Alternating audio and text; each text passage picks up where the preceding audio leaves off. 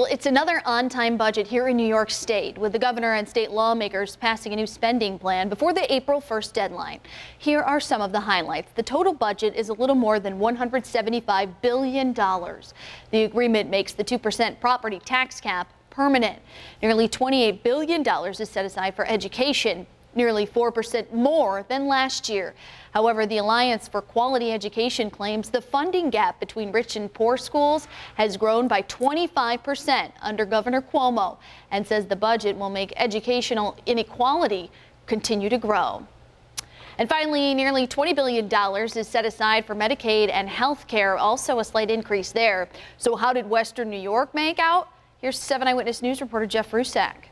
Western New York lawmakers weighing in on the 2020 New York State budget this Sunday. $100 million is coming its way to the NFTA from the governor's capital funds budget.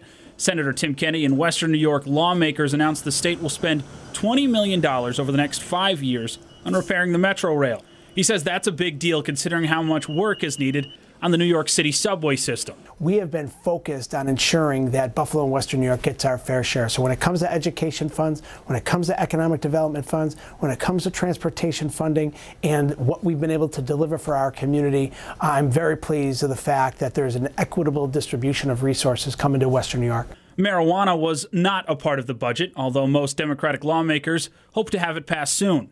We're behind it, and we're looking forward to getting it over the finish line, hopefully this legislative session. Anywhere from 500 to 1,000 Buffalo jobs at the cannabis campus are waiting for Albany's approval on the bill. While Democrats praise the budget, Western New York Republicans question new laws and certain cuts. Senator Chris Jacobs tweeted, "We just found out $1 million cut out of the budget to treat and combat Lyme disease. That means no money in this budget. While 9,000 New Yorkers diagnosed with Lyme disease this past year, very disappointing." Senator Rob Ort tweeted, "If your only crime is that you are a farmer, small business owner, gun owner, or just a hardworking middle-income taxpayer playing by the rules, this budget is an attack on you." In the fiscal year 2020 budget, the Buffalo Public Schools are expected to receive an additional $21 million in funding compared to this year's budget. Jeff Rusak, 7 Eyewitness News. Okay, Jeff, thank you. The budget also includes landmark criminal justice reform. First, cash bail will be eliminated for misdemeanors and nonviolent felonies. Also, police must now issue appearance tickets to most people charged with misdemeanors and Class C low-level felonies rather than making an arrest that results in the incarceration of that person. The reforms are designed to prevent people from sitting in jail awaiting trial solely because they don't have the economic resources to make bail. There are also provisions to transform the discovery process and ensure that suspects get a fair and speedy trial.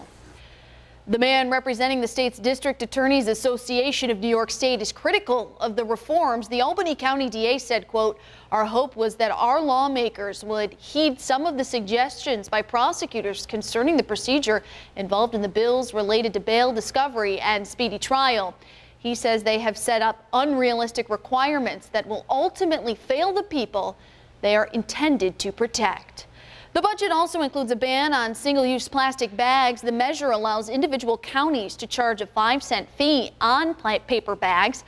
40% of that money would support local programs to buy reusable bags for people with low or fixed incomes. The other 60% would go to the state's Environmental Protection Fund. It's an idea whose time is well past. Every year there are billions with the B, of bags that are just thrown away after one use. You know, the average plastic bag use is about 12 minutes. We just have this disposable plastic craze, and it just is adding up.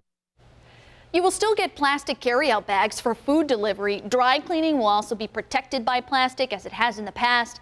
And at the supermarket, you can still put your fruits and vegetables in plastic bags. Get plastic bags at the deli counter and buy meat, fish, and poultry in plastic containers. All of this takes effect in March of 2020. This new spending plan also expands the eligibility for the Excelsior scholarship-free tuition program. SUNY and CUNY students whose families make up $125,000 annually will now be eligible to apply for tuition-free college. The program was originally enacted 3 years ago.